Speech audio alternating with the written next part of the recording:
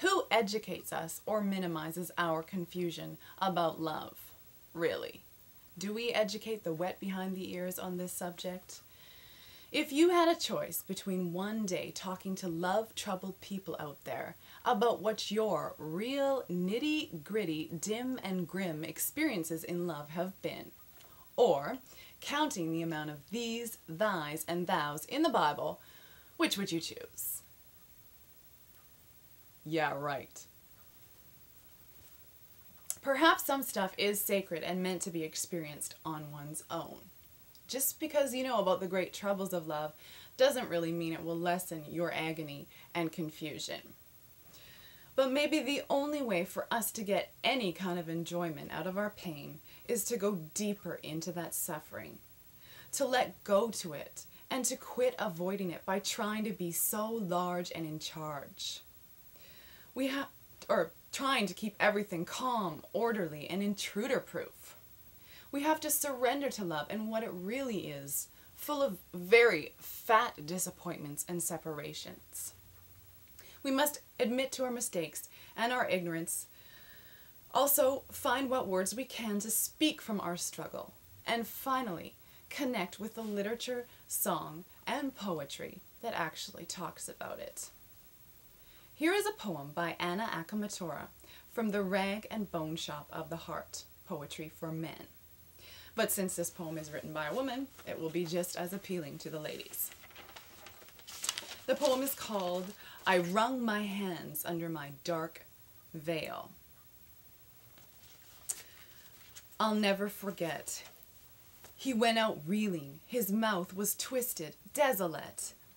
I ran downstairs, not touching the banisters, and followed him as far as the gate and shouted, choking, I meant it all in fun. Don't leave me or I'll die of pain. And he smiled at me, oh so calmly and terribly, and said, why don't you get out of the rain? This one is called Ballad of a Despairing Husband by Robert Creeley. My wife and I lived all alone. Contention was our only bone. I fought with her, she fought with me, and things went on right merrily. But now I live here by myself, with hardly a damn thing on the shelf, and pass my days with little cheer, since I have parted from my dear. Oh, come home soon, I write to her. Go screw yourself, is her answer. Now what is that for Christian word? I hope she feeds on dried goose turd. But still I love her, yes I do. I love her and the children too. I only think it right that she should quickly come right back to me. Ah, no, she says, and she is tough, and smacks me down with her rebuff. Ah, no, she says, I will not come, after the bloody things you've done. Oh, wife, I tell you true, I never loved no one but you. I never will, it cannot be. Another woman is not for me. That may be right, she will say then, but as for me, there's other men. And I will wear what dresses I choose, and I will dance, and what's to lose? I'm free of you, you little prick, and I'm the one can make it stick. Was this the darling I did love?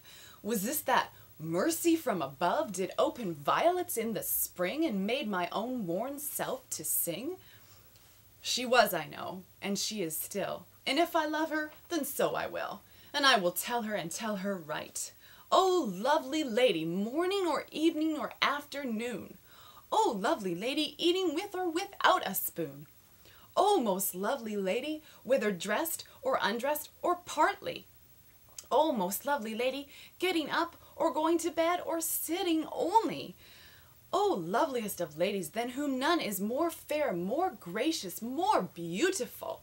Oh, loveliest of ladies, whether you are just, unjust, merciful, indifferent, or cruel.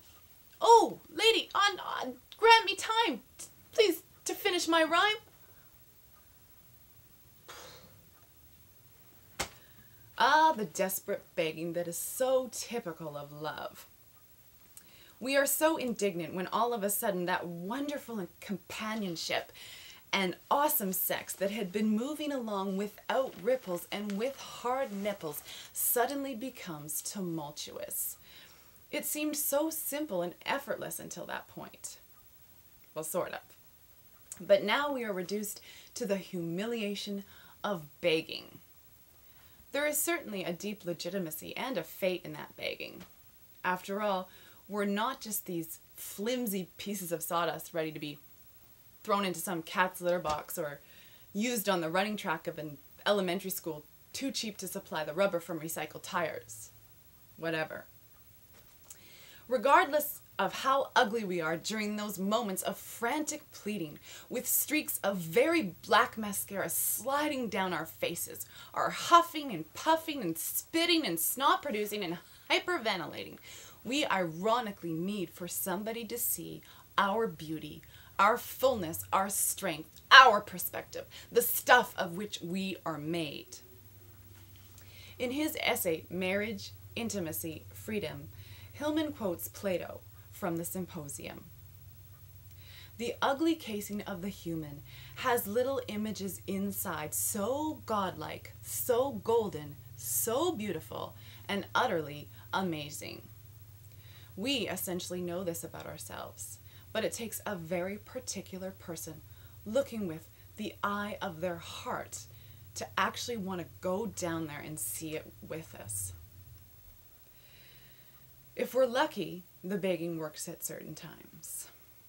It would certainly work for me if someone begged to this tune and someone with a voice like mine wasn't the one singing. Oh, simple thing, where have you gone? I'm getting old and I need something to rely on. So tell me when you're gonna let me in. I'm getting old and I need somewhere to begin. And if you have a minute, why don't we go talk about it somewhere only we know? This could be the end of everything, so why don't we go, so why don't we go somewhere only